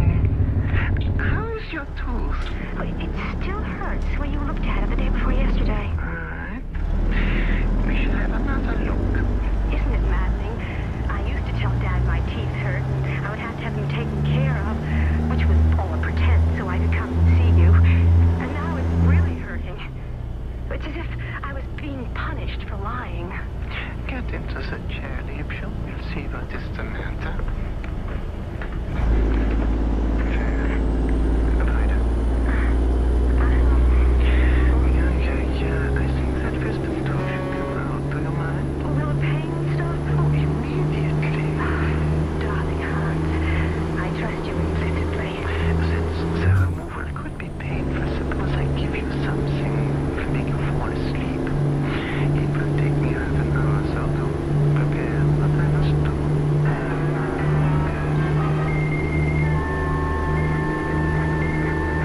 You may not believe this, Dryden. I've never ridden in a horse-drawn trolley in my life. Or any kind of trolley. That is so? Is there no public transportation in the 1980s? Oh, yes, but it's bus and taxi. I've stopped trying to understand your vocabulary. Now, wait, I take that back. I have been on a trolley. But when I was in San Francisco, I took the cable car. That's an electric trolley that's pulled uphill by a cable that moves underground. That's extraordinary. Did you say electric? Oh, yeah, electric power is used everywhere. Now we've even got nuclear power. Please. So, you will be having electricity pretty soon. Partially. That's what Benjamin Franklin drew from lightning down the silk kite string into a light jar, yes? Yes, but this kind will be man-made. George Westinghouse is making some dynamos in about 5 years. Yeah, 1885. On watch for them. Is it far, the police station? No, we're almost there. The Bureau of Licenses is next door to it. I must say, Jake, you go about investigating Hans Schleckstein in a most professional way. Years in the newspaper business. The information I want seldom comes to me. I have to go to it. Well, we're here. Where do we go first? To the police. Now, Dryden, don't be nervous. Don't borrow trouble. Just hang in there. Would you translate for me, please? Keep cool. Well, if that means I shouldn't get hot and worry unduly, I'll try not to.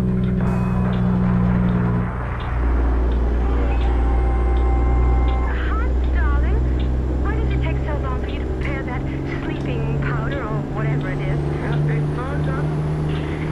should give you something very relieving. Much better than the nitrous oxide or some board.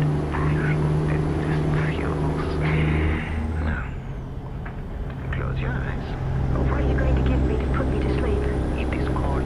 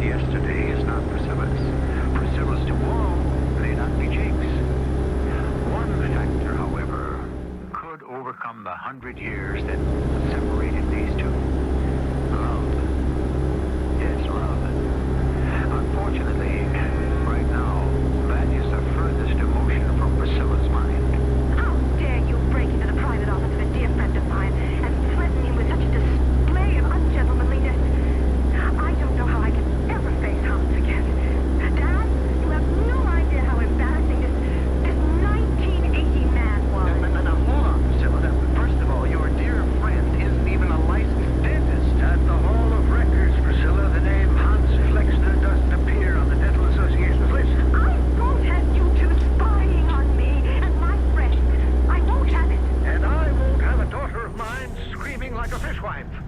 Go to your room. So he doesn't have a license to practice dentistry here in North Orange. How do you know he didn't get his license abroad? Don't know. Dad, if you'd like to know the truth, my tooth has been getting very painful. I saw Hans several times, but it keeps getting worse. He was just about to pull it when Jake charged in like a bull. Why, is that really true? Not like all those other times? On my honor, it's killing me. Well, then of course we'll have it looked at. First thing in the morning. But I'll choose the dentist and I'll go with you. All right, I agree. You choose the dentist. It's too painful for me to refuse.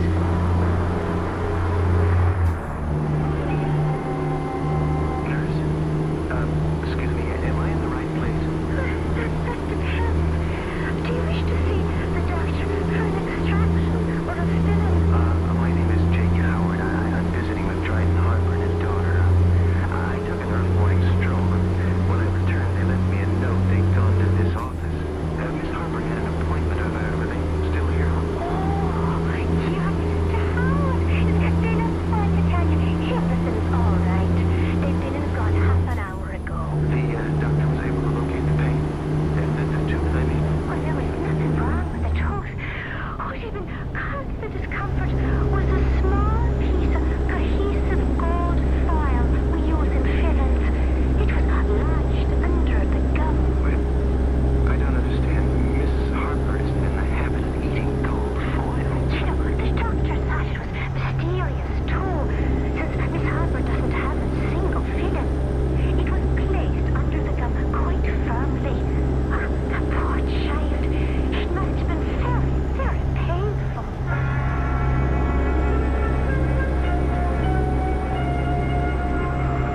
Hand me those tongs next to you, will you, Jake? Thanks for inviting me to your lab, Dryden. It's a little furnace you have there. Well, it's my little handle and my little hammer. What are you going to put in the furnace? A secret of what powers the time box. You're going to tell me? Well, I feel I owe it to you, Jake. And if you're writing about how I experiment, this is crucial. Oh, you don't owe me anything. On the way home from the dentist, Priscilla wouldn't say a word. But when you told her to ask herself why would her great love Hans wish to hurt her, I think she began to see him differently. So, I have you to thank. Well, I wish... Never mind. Tell me. She's a lovely girl. I wish I didn't have to go back to my century, that's all. You see... Now, what are you going to do with the tongs? Under this bell jar, what do you see? Looks like particles of stone. Small pieces of a meteorite. I lift the bell jar, take up one small particle with the tongs, open the furnace door, and place the piece of meteorite in the crucible inside the furnace. Close the door, turn my hourglass upside down, and wait. I'll be darned. That hasn't dawned on the scientists of the 1980s, eh? To my knowledge, no one's thought of releasing the energy stored in meteorites. By the way, where's Priscilla? She'll be here when she's washed the dinner dishes. Whenever I have a special problem, she helps me here at night. Still problems? Only one. The directional dial. The time dial works very well, barring an accident, as in your case. But to materialize someone across space, that directional finder must be made accurate. Good evening, gentlemen. Shall we tackle the problem? Priscilla, we were all just having dinner together. Why so formal? Say, I have an idea. Is there a place in town where I can get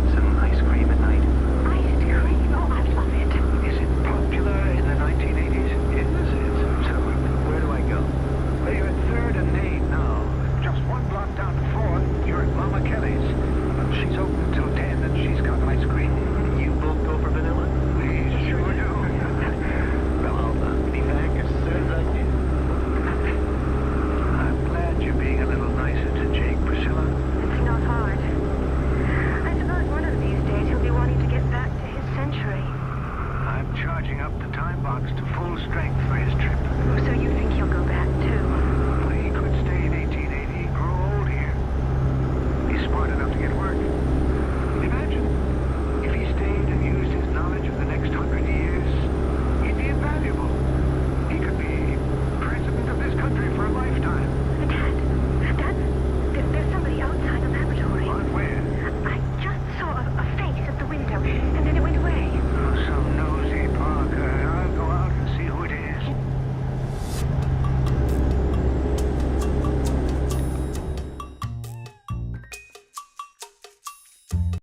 No, don't, please. Oh, what's there to be afraid of? All right. Hand me that poker from the furnace. Keep an eye on the temperature gauge. Lower the gas if it gets too high. I'll go out and scare away whoever it is.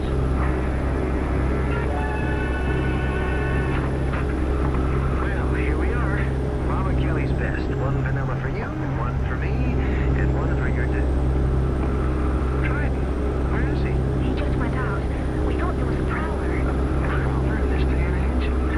Next thing you'll tell me there are muggers. Yeah, let's go out and find him. I'll leave this ice cream here. Gotta be able to see Drake easily enough. To find one.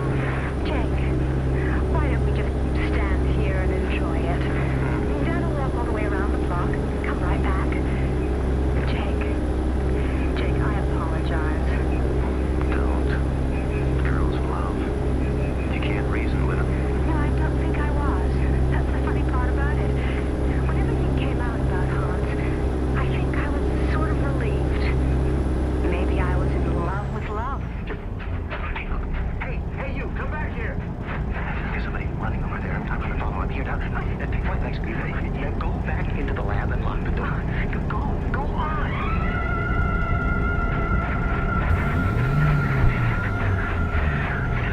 I think I lost him.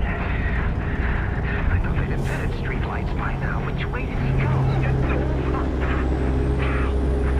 Why did I fall over? There's someone on the ground.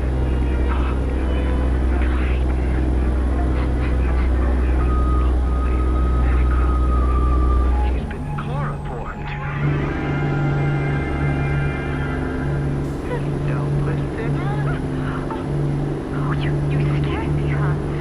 That's when do I say you, Liebchen? How did you get into the laboratory?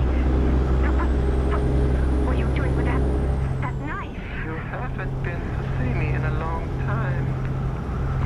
Don't you like me anymore? I was with you yesterday. I think something must be done about that tooth. See? Want this claw? I'll put it over your face. You take a deep breath and all will be over. I can smell it from over here. You don't like me anymore, do you? Not when you behave this way. They all turn on me in the end. They want your friendship, your pretty words. They like the presents you give them, and then suddenly it's all over. Who are they, Hans? All of them. All of them. You're just like all of them.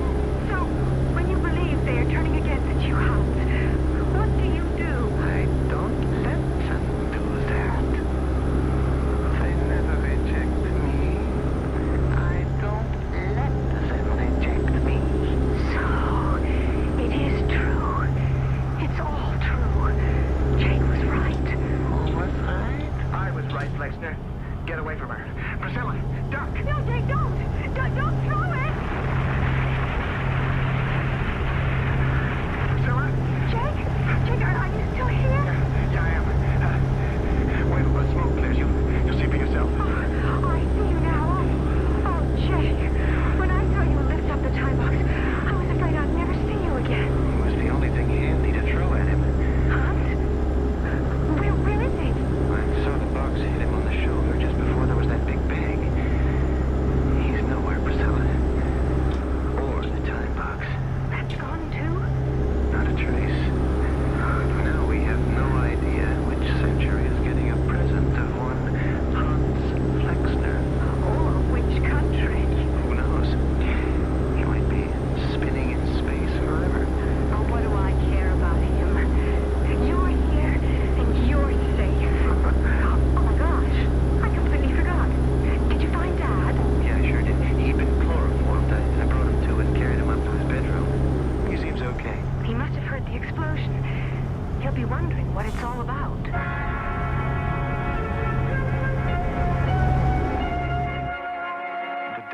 cab was open, Dryden, and there was Flexner with a scalpel in his hand. Dad, he was pointing it right at my throat. But Jake, he stopped him. Oh, where threw the time box at him? Aimed it at his head, hit him in the shoulder. Not a very good shot. But it worked. There was a flash. Didn't you hear the sound, Dad? A big flash, and Hans disappeared. The time box? Oh, it went with it. No question, he wanted to destroy Priscilla. Now, how do you feel, Dryden? Except for this terrible taste in my mouth. All right. Sorry about the time box. There went my ticket to tomorrow. I guess I'll just have to hang around here. That's right, Jake. You've no way of getting back to 1980 now. Did you shut down the furnace, Priscilla? Oh, no, I'll go take care of it. I'm going to need those meteorite chips for the next time box I build. You're going to build another one right away, Dad? I was thinking, Dryden, I'm in no rush to get back to my job. The column can wait. Well, don't you concern yourself, Jake. I could build an even better and more accurate time box. It would take time, but I could. Oh, Dad. I tell you, Dryden, there's no hurry. I've no reason to go at all. 1880 sort of, suits me.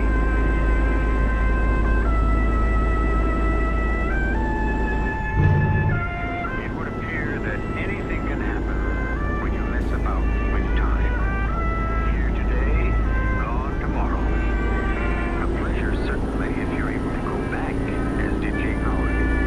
But supposing one went too far forward in time, it might be pretty bleak and lonely up there in exploded space. I'll be back shortly.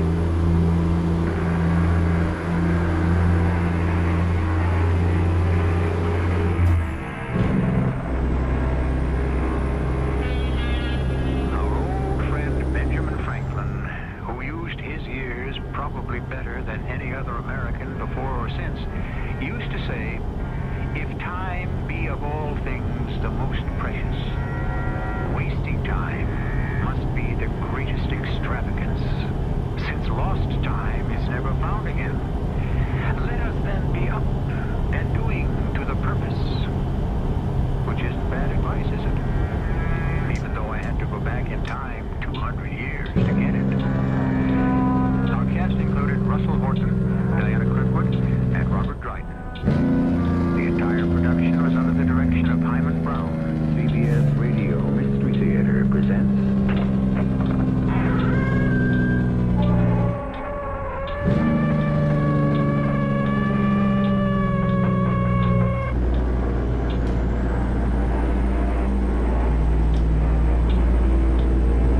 Come in. Welcome. I'm E.G. Marshall. How do you measure fear? It's like pain or love or hate or any of the imponderable things.